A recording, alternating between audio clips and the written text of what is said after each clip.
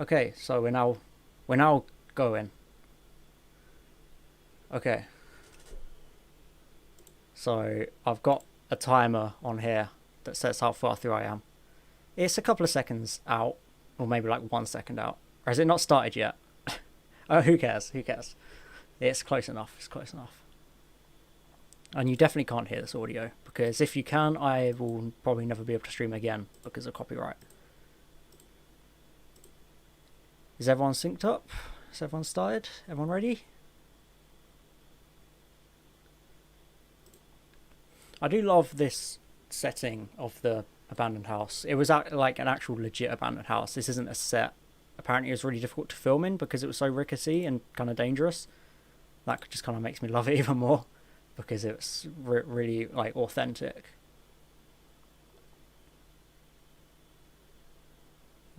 Is chat showing up on the thing now, or it's not started for you?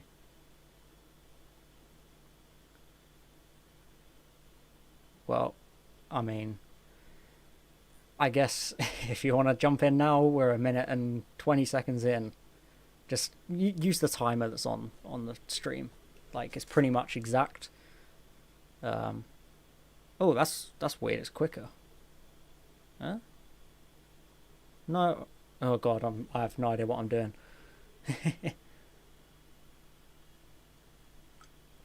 I love this reveal with the wallpaper. It's just something that's so like chilling. Just opening it and it's got your name on it, and you're just like, bruh. And regarding the rock that gets thrown, I don't know who it like why a weeping angel would throw that. Maybe it's the Doctor or Martha just going like, "Hey, believe us." But that's probably like my headcanon. It was just one of them trying to get her attention to it and show her that the words have actual credit to them. And then yeah, I just love that cold open where it's just like it's the Doctor, and you're because as the viewer you're like, hang on a minute, hang on, what? So I just really love that.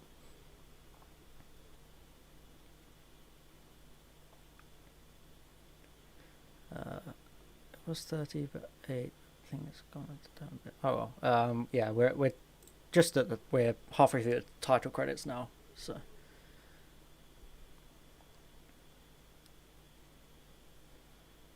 see, I might turn up how long the chat box stays active for, because it's only 15 seconds now. I might change it to 25 because no one's really around.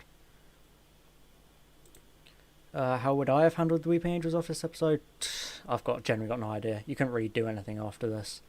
Like, it was always going to be difficult to do the same thing. Where's my stream lagging again? That's fun. And yeah, I love this shot with her just looking at all the screens. This is exactly what like a conspiracy theorist would do. Oh, bye Felicia. The funny thing, bye Felicia. Haha, white girl thing. On a scale of overrated to Martha, how underrated is Series 3? Wait a month and you'll find out. I've always kind of found it weird how she just gets straight in there. Like, she just gets in the house, but I guess maybe she knows where the key is. And she just goes and makes tea.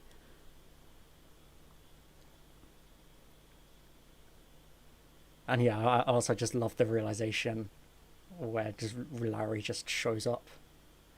He's definitely a stoner, isn't he? He's definitely a stoner. It's also kind of the weird Moffatism of just really sexually charged storytelling. It's kind of weird.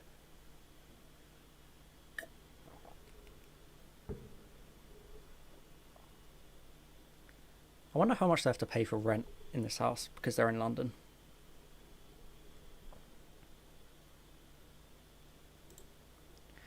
Something I've also noticed is like the majority of this episode takes place at night, and actually most of series 3 does in general. Most of it takes place at night or just in darkness, which I think lends like a real like tone to it.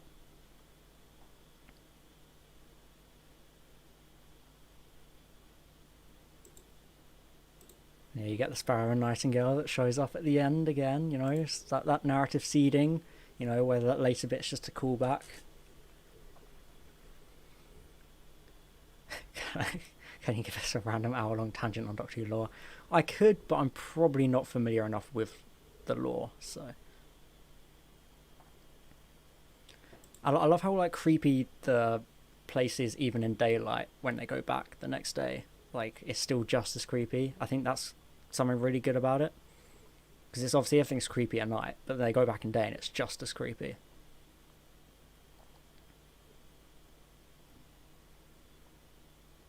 And I love this bit. She realises it moves. And you're like, huh?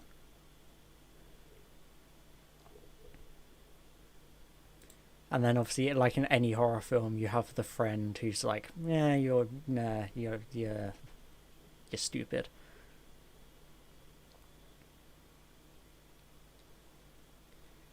I just love how they take such pacing, like good pacing with this. Like, you know, before we can find out or even like think of why the writing is there, something happens and she has to go and answer the door. It just kind of moves it along. And then you get that great line about like burglars knocking, which, you know, it's a fun little touch. I just think everything in this episode is so well thought out, where it splits people up at the right times, it puts people together at the right times, it all just kind of works so well. And then much like with the writing on the wall with her name, this dude just shows up and he's like, I'm looking for Sally Sparrow, and then it's like, but that's me, I'm Sally Sparrow, what are you doing here? It's such like a Moffat kind of scene, this, which is this mysterious person just showing up knowing something about the protagonist while the protagonist knows nothing about them. In a way, it kind of like reflects the Sally Doctor kind of thing, where Kathy's descendant knows about Sally, but Sally knows nothing about the descendant. And then here you have that great reveal of the Weeping Angel moving, and you get those squeaky doorknobs.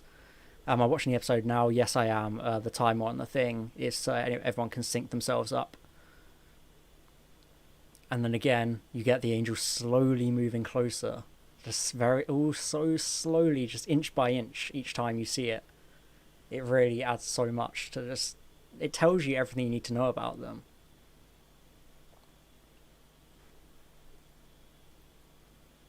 And I just love the tension in the scene, because yeah, it just gets there slowly and slowly, and then, you know, the guy says it was called Kathleen Nightingale, and then it's got that musical sting to it. The door shuts because she's gone, and that's it. All within the first 8 minutes. That's everything you need to know about the episode, barring the Doctor.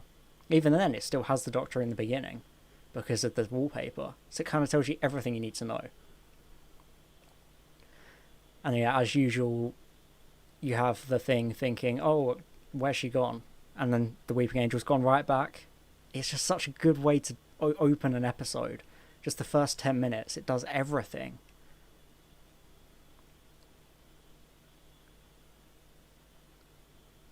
Yeah, you have the mystery of the letter and everything. I just love that Sally is so doubtful of it.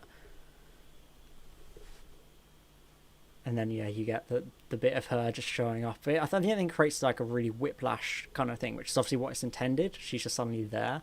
And it makes you empathise with her because she just shows up in Hull.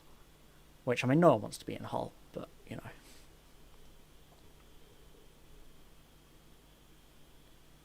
And yeah, you have the whole letter thing. And then, I just love how it shows each of the perspectives. Like, it's so intercut. It's just so intercut between each other that it just shows you that it's true. It's like a lot of dramatic irony because Sally doesn't know that yet. But as the audience, you still understand her disbelief at it.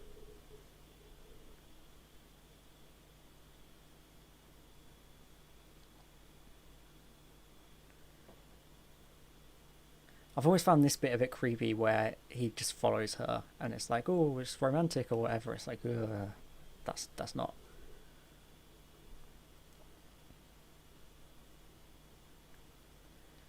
I love like the letter thing as well. I just think it's such a good scene. Still find it weird though that the guy didn't bring up her clothes. It was 1920. He was in Hull. She said she was from London. he probably didn't really know what London people like dressed like. And yeah, again, like Sally just, she doesn't believe it, and she goes upstairs looking for thing, and then that smoothly like transitions to her being upstairs where the key is. It's just everything's so smartly placed together, because there was only one other house, like one other room. She looked in the room where like what Kathy was, and she didn't see her. So logically you go, okay, I'll go upstairs. And so she goes upstairs, then the plot just, it advances so naturally. And then you get the slow pan down to the key. Obviously we already kind of know what it must be. And then you have that amazing shot of her walking past, and both angels in view move.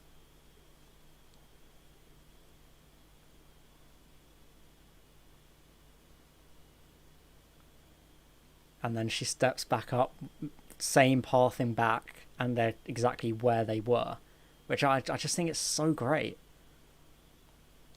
And then she moves away, and it's moved, it's almost got her. It just tells you everything you need to know. And look, we're only 11 minutes in, and you know, you've already got the monster established, you've got the mystery established, well, half of the mystery, and then, you know, you've got the protagonist established already. Just all the pieces are put together so early.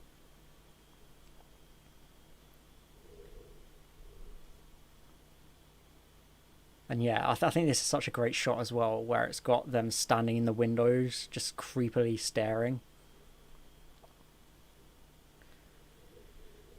And then this scene in the coffee shop is also good for the pacing, because it slows it down, and it just gives you a character moment showing the impact on Sally of just finding out, you know, your friend is just, it's been zapped into the past and died.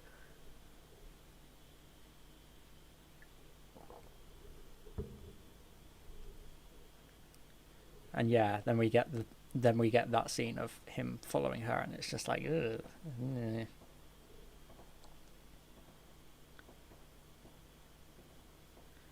I think this is also a really underrated bit where she goes to the graveyard, because obviously there's an angel there, which is still just kind of, it shows how they're following her throughout. Like anywhere she goes, they show up.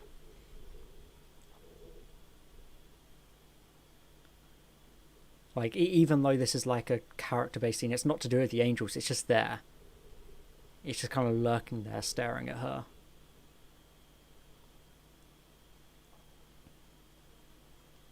I mean, that acid burn film must be great if there's 3 posters in the window. It's got to be a great thing, surely.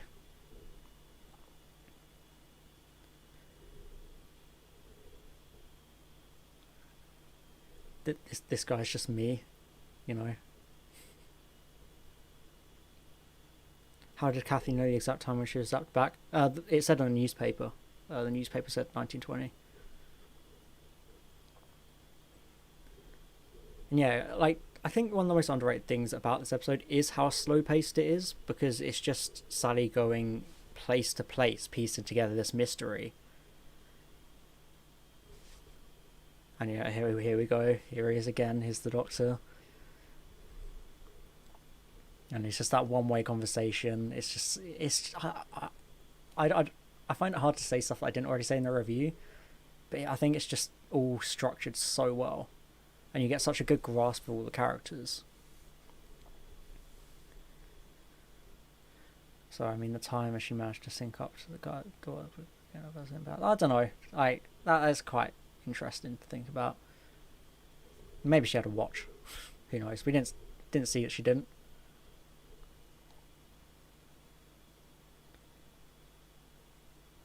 And I love this like character moment as well, where Sally's got to try and improvise and think of something to tell Larry, and like any sibling, he thinks it's a joke.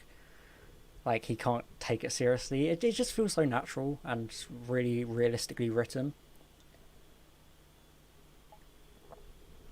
Is this Moffat's best episode? Of the Davies era, I'd say yeah, probably.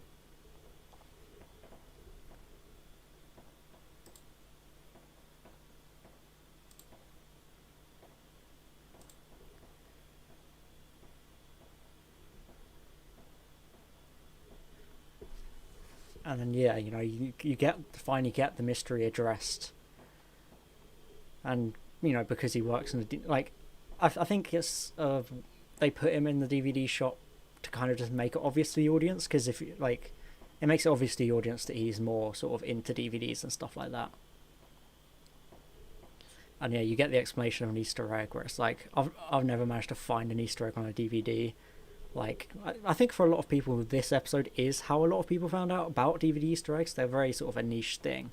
So I like that they just kind of, they take the moment just to mention it.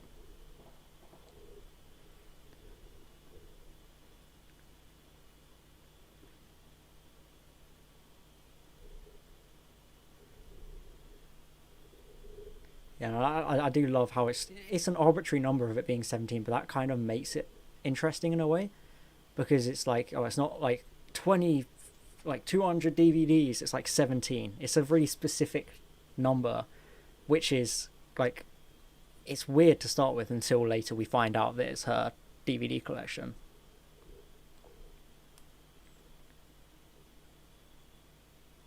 And then yeah, you get the timey-wimey line, which everyone loves so much. It's an okay line, but it's definitely been blown way out of proportion.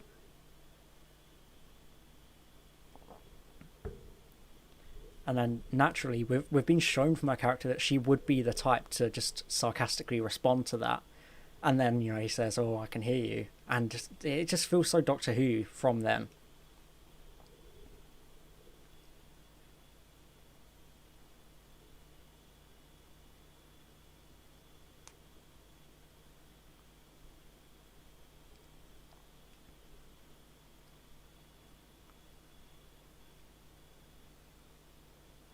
I find it weird, like, he says he says the whole "go to the police" line when he's watching what we can assume to be like a spaghetti western kind of thing, which they don't really line up. It's not a horror movie he's watching. Maybe it would have been too tongue-in-cheek if they had it as a horror movie. And of course, it's in London, so it's always raining.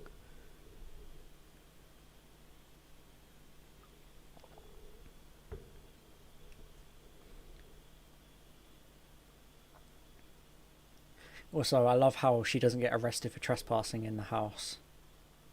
Which, if it was real life, she would. They wouldn't even care about people going missing. They'd just arrest her for that. And then here's one of my favourite bits of the episode, where it's even our main character, like, blinks. She's not quite taken because she's in the populated area. It does that zoom in on the blink. They're just gone. And it's just such a good moment. Especially when it then pans out to reveal they're outside in the police station.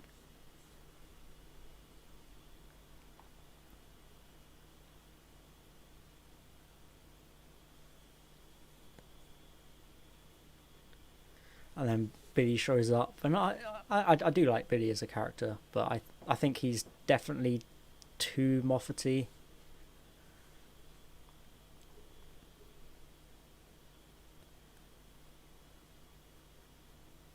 I don't know, all the cars it's definitely a good way to show the scale of the sort of the mystery, because now you have a visual representation of how many people have gone, because just all these people are just gone.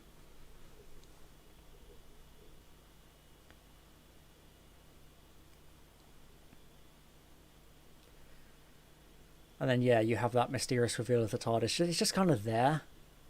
I think it strips away a lot of the power of it when it's just kind of there, just like that. And as I mentioned in the review, he has that little line about it not being like the windows being too small.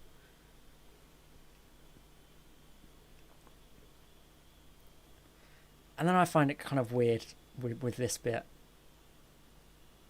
where he just I don't know, it always makes me feel kind of weird with this flirting bit here. It just feels really sort of out of place. What is it with Doctor in leather jackets? Leather jackets are pretty cool, to be fair.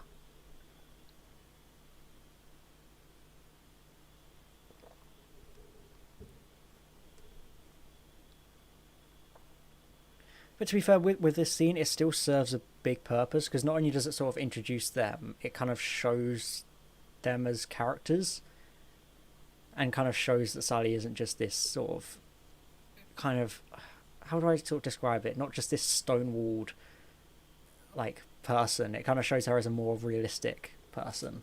Like, it doesn't say this is a character. It says this is a person. This interaction.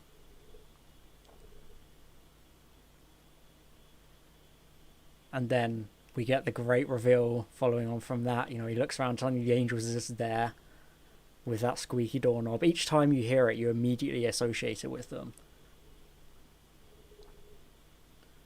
I do find it weird that they don't just like that back one doesn't just zap him straight away. But you know, like looking for logic in Doctor Who is always a stupid thing to do. And yeah, and then much like earlier, you get him looking directly at them, and then you get that slow zoom in. It's like we've just been shown this exact sort of thing with her upstairs in the police station, and now it does it here. But he doesn't have the safety around him, so it has that slow zoom in, and then he blinks, and then he's gone. And I just think that's great because it shows that Sally just managed to avoid that. And then it also kind of escalates it because now we sort of know how the process works.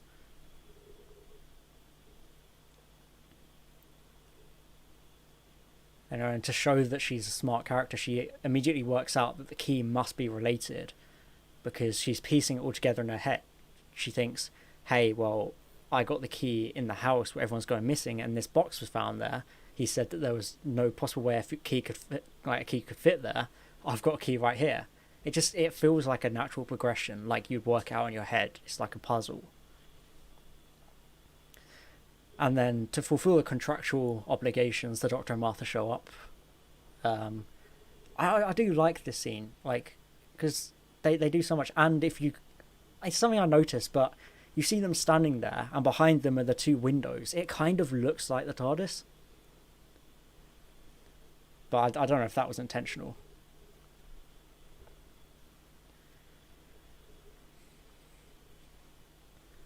And then, you know, and then the Doctor, as he always does, he's there to sort of just explain what they are to the audience. Because it's not saying the audience is stupid, but it's just an obvious way of just telling you how they work, how they operate. Because he always knows about stuff like this.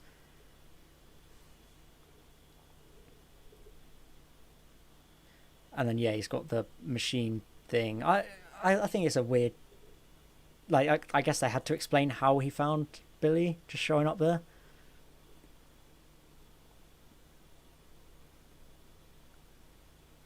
And yeah, just like anyone would, like, even though Billy's been told multiple times, like, where he is and how he got there, he just does. You can't comprehend it if that happens to you. It doesn't make him stupid or anything. It just makes him so. We are watching Blink. That's what the timer is. You go sync it up because I legally cannot show any audio or video of it in the stream. And yeah, and then we get this great scene in the hospital where, you know, she gets the mysterious call. You think, oh, who could that be from? And then you get the payoff to the reveal of, you know, he was just told that he has this message that's going to take him a while, and then you work out what it is instantly because you get shown this.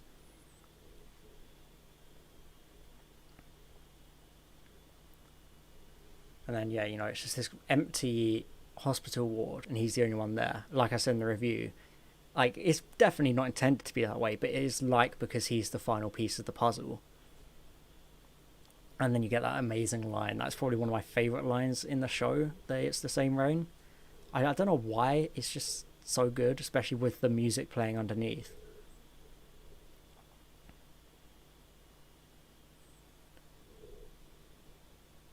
And then, you know, I just love this conversation between the two. It feels really natural, like kind of like two old friends catching up.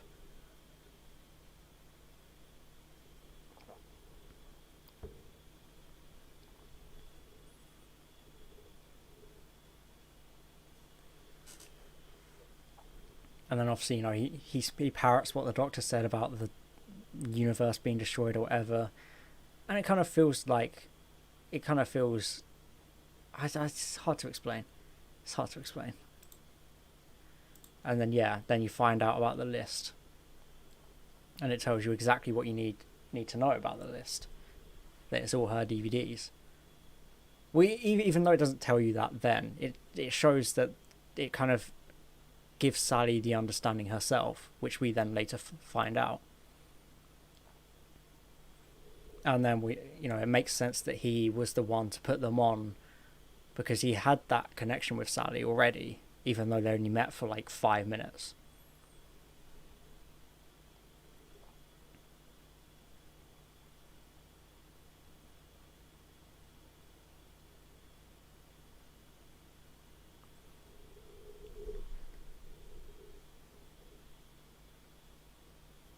And I love that bit as well, where it's like he knows he'll never find out, but he's still doing this because he knows it's right.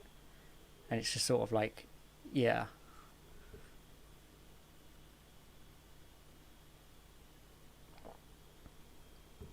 It's that foresight that he knows he's going to die now. I just think it makes the scene really emotional.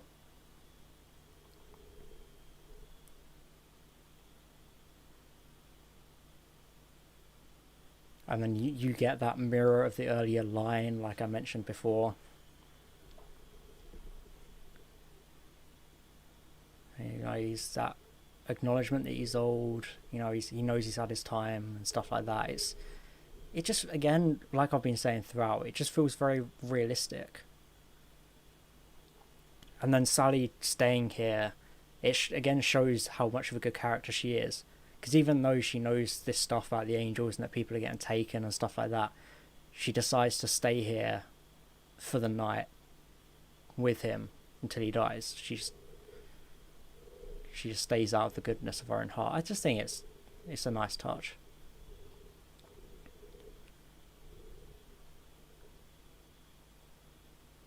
And then you get that bit where it's just now it's completely empty. And his bed's gone. He's dead now. It gives her sort of a determination now, because she knows she doesn't want anyone else to die. And then you get that triumphant music kicking in. And then she works it out, and then it's like the final puzzle pieces just start to fall together, and we're still got 20 minutes to go, and it's basically already all worked out now. All we need to know is what the transcript stuff is.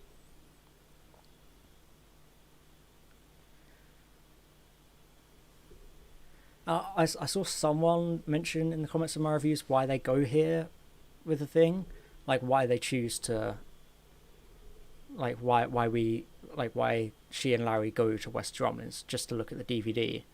I feel like that's kind of a nitpick to say, because she knows there's something up with the house. She knows it's all tied to the house, so it only makes sense for them to go there.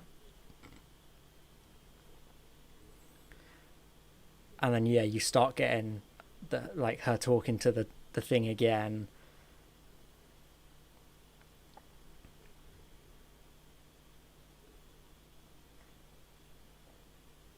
And then Larry is he thinks he knows everything, when he's just as sort of out of the know as Sally is. And you get this really weird conversation, and then he realizes that Sally is the person he's talking to.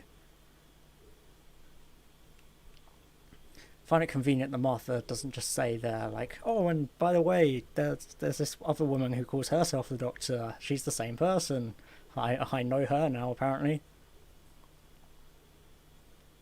And then this scene is just so Moffat-y. This scene is just so Moffat-y, with all the time travel shenanigans and all that. And then he does the wibbly wobbly thing, and we understand sort of the context of him saying all this stuff.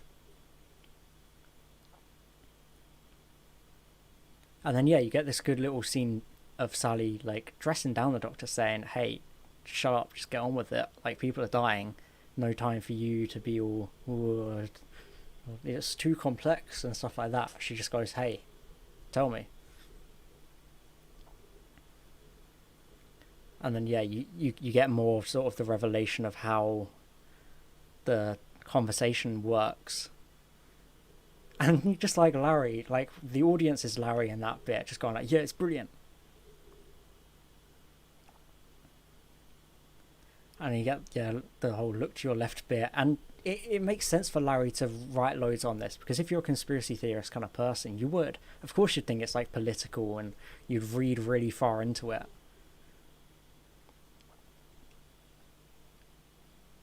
And of course, he has loads of people on the internet sorting it out.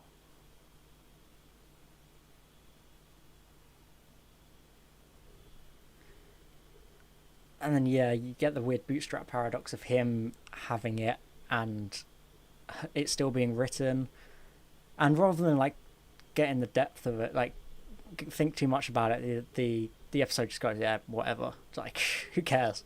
Let's just get on with it, which I think is smart. You know, you can get way too bogged down in trying to work out the logistics of that. And yeah, you get the acknowledgement of Doctor Who fans getting quotes on TV, like t-shirts and stuff like that. Does he say egg forums? That's what I heard. Maybe. If he did, I wouldn't be surprised when you get stuff like kiwi farms being forums and stuff like that. Well, I would be worried if Moffat knows what kiwi farms is. And then yeah, like again, you have the explanation of how they work, and you know, he tells the audience exactly what's going on. Also, my stream is like 10 seconds behind my actual broadcast. This is insane. Jesus. Yeah, so he explains how it works. And even though we've been giving everything all along, it's just that final acknowledgement for the audience to say, okay, this is exactly how they work if you haven't picked up on it yet.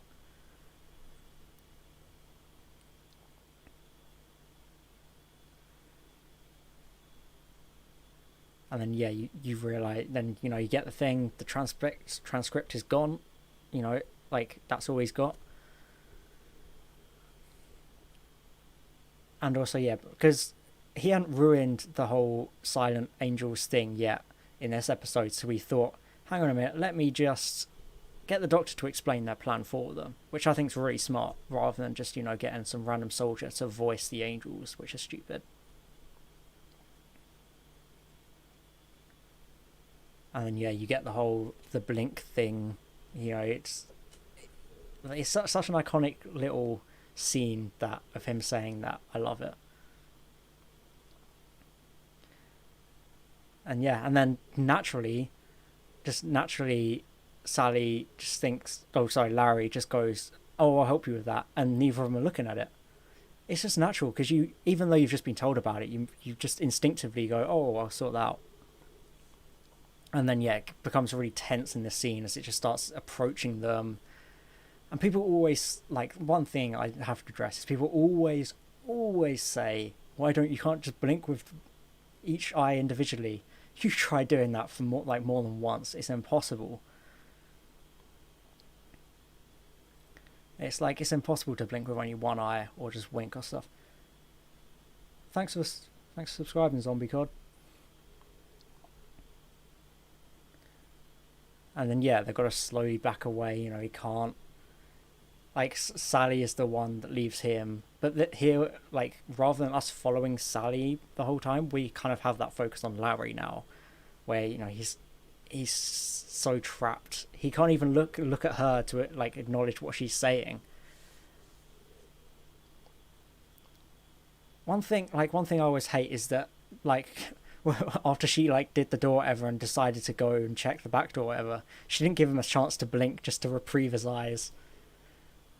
I wonder like how many people have tried keeping their eyes open for the length of this scene. And also, again, it's got that slow zoom.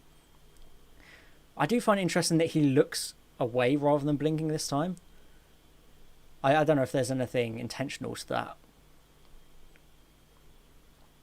And yeah, and then it gets that slow zoom again, that close up. And then, you know, he, like anyone would, you don't just stand there, you just try getting out of there. Like, and then, you know, it all culminates in the basement, which is like the one bit of the house we haven't actually seen yet, which it means the episode still has something more to show.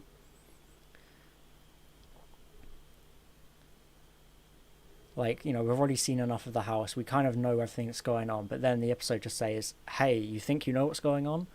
Well, let's go down to the basement and we'll show you where the climax is going to take place.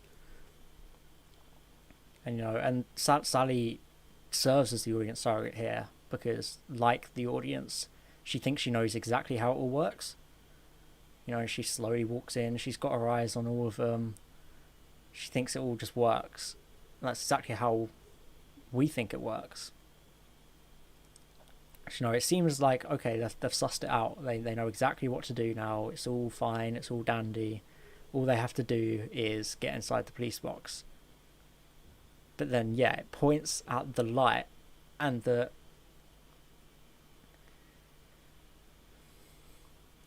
You know, and then, yeah, it starts flickering the light. And I think that's just such a good, like, up in the ante. It just creates such a tense atmosphere because now there is nothing you can do. You're just fucked, basically. Yeah, it's kind of like an action scene without there being action in a way. It's not like some explosion-based running, charging, shooting, bang stuff. It's kind of just a really low-key, dramatic action scene. And then I love them finding out, just getting in the TARDIS and seeing this really alien thing. Even though they've just ran away from statues that move and send people back in time, now they have this to deal with. And here we find out that DVDs can fly the TARDIS, apparently, which is, it's nice to know. I wonder if Blu-rays can as well.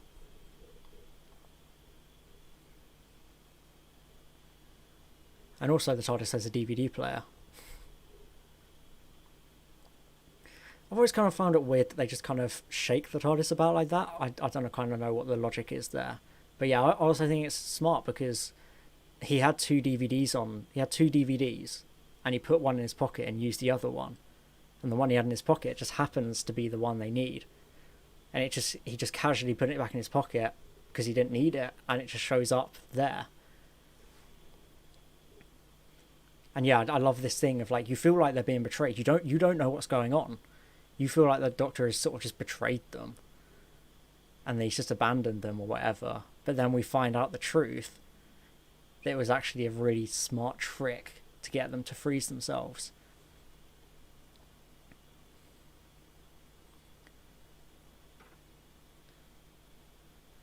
And here I love that it's Larry that works it out first rather than Sally. Like, Larry works out that he's frozen them.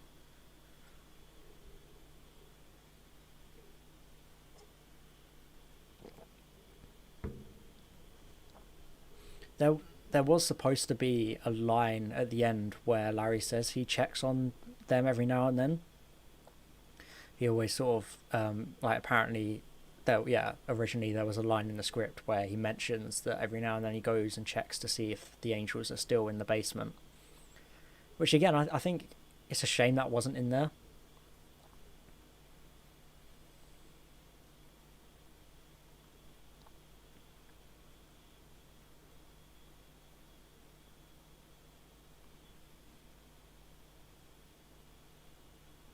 And yeah, I also love the realization that, like, Sally hasn't given up on them, because, you know, there's still that mystery of how it all came to be.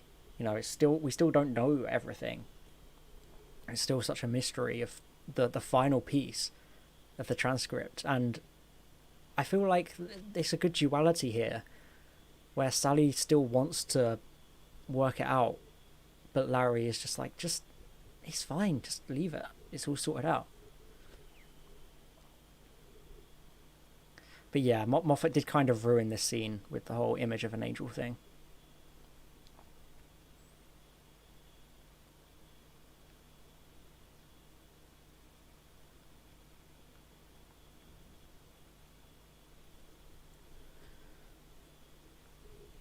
Oh, that could have been a good ending, actually, Watchalong. Yeah, that could have been quite fun. But I think that would have kind of ruined, like, the finality of this ending.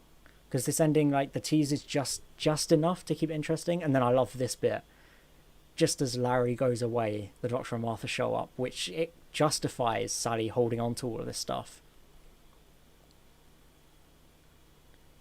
And then she's kind of like a fan here, kind of like realize like, yeah, it's actually him.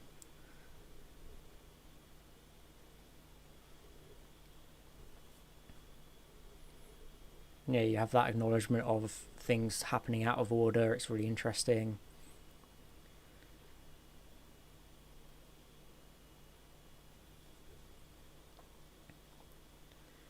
Someone complained about Martha being whiny in this scene, but we don't know what their adventure is. This could have been an end of the world situation, so.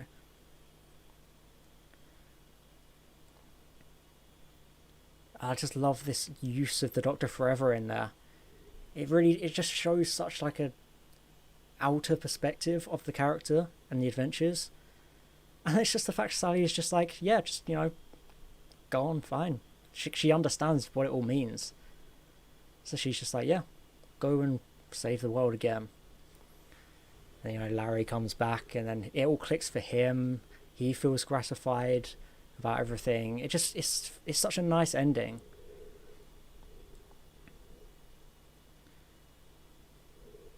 And then obviously Doctor Forever is basically one of my favourite tracks of the show ever, so. And you get that little sting at the end. It just shows random statues with the Doctor singing to cut. I think it's just such an effective ending. Where it just shows like, yeah, maybe they dealt with those weeping angels, but who knows how many else there are out there. It's just, it perfectly straddles that line of like closure and cliffhanger. Nah, Blobfish, I wouldn't have liked that ending. I think that ending would have just been too, like, it would have ruined the whole finality.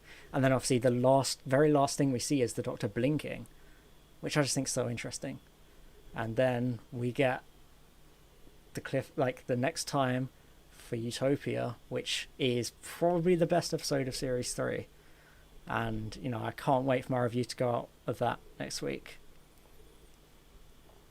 Because that episode is incredible. And obviously it has the great Sir Derek Jacobi as Professor Yana. And I just think it's so good. Everything about this episode is so good, from the cold open to even the trailer for Utopia. It's all just incredible. And that's it. And would you look at the timer? All of that in 43 minutes. That entire episode was just 43 minutes long. And how good was it? That was so good. Like, I just think just being 43 minutes long, it allows so much good pacing. Like, the pacing is incredible on that. Yeah, that's gone now. Right. Yeah, but the pacing of the episode is so well, because episodes now have 50 minutes, like 50. They have 20 minutes extra, and yet they don't have the same kind of effective pacing about this.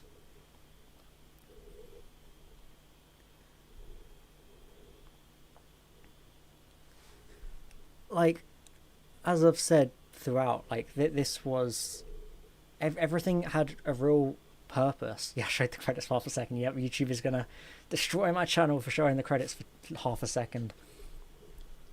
But no, I just think it's so well structured. It's such like a great episode.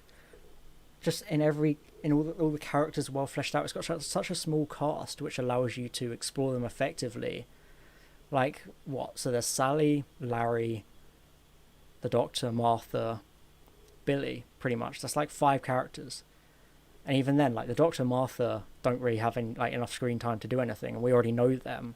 So it's just Sally, Larry, Billy and Kathy and Billy are barely in it as well.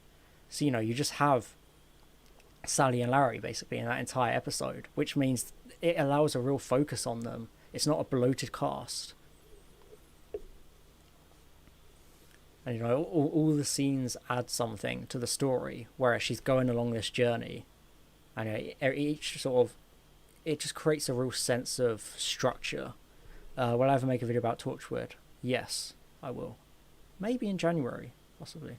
We're going to play Among Us now. Yeah, in a minute. We'll just make sure we've got all the lobby and everything sorted. Just hang out until then.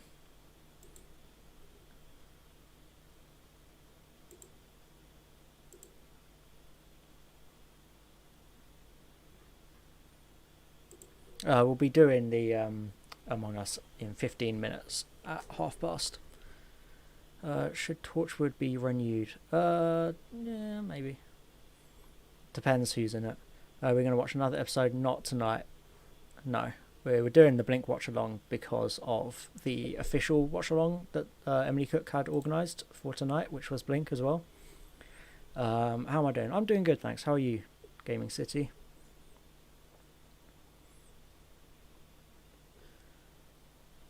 Yeah, so what does everyone else think of Blink? Everyone like Blink? People hate Blink?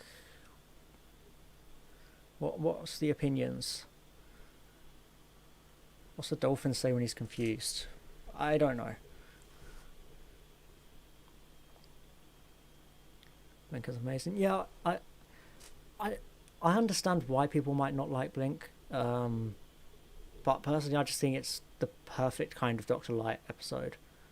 It's definitely overrated, but something being overrated never means it's bad.